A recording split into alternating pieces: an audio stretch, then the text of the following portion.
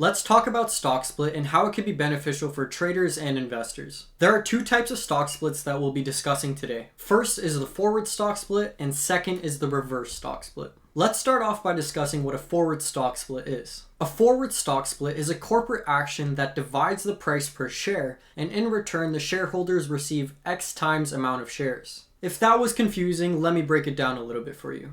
So let's say, for example, Tesla is at $2 per share and I currently own 100 shares.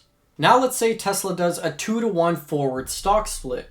The new price of Tesla is going to be $1 per share and the shares that I currently own will be 200. As you can see, the price per share is divided by 2, which will equal 1, and the shares that I currently own is multiplied by 2, which is equal to 200 shares. That is a perfect example of how a 2-to-1 forward stock split would look like using Tesla as an example.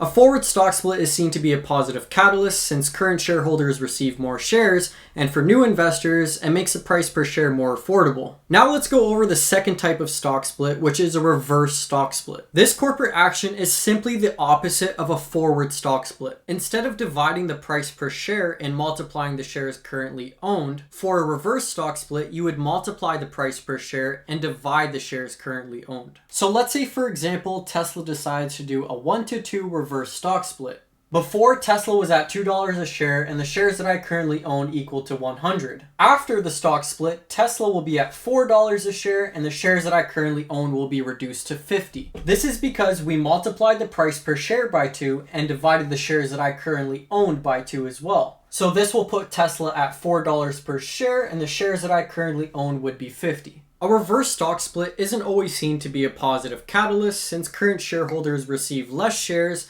and the price per share is actually more expensive for new investors. So you may ask, why would a company even think to do a reverse stock split? Well, some of the reasons could be to meet exchange listing requirements, to increase the price per share, as well as to boost investor confidence. So if you ever decide that you want to take part in a stock split, be sure to ask yourself these following questions. Is it a forward or reverse stock split? What is the reasoning behind the split? And will it benefit the company and its shareholders in the long run? With that being said, if you have any further questions regarding a stock split, please be sure to reach out to us through our questions channel in the Discord server.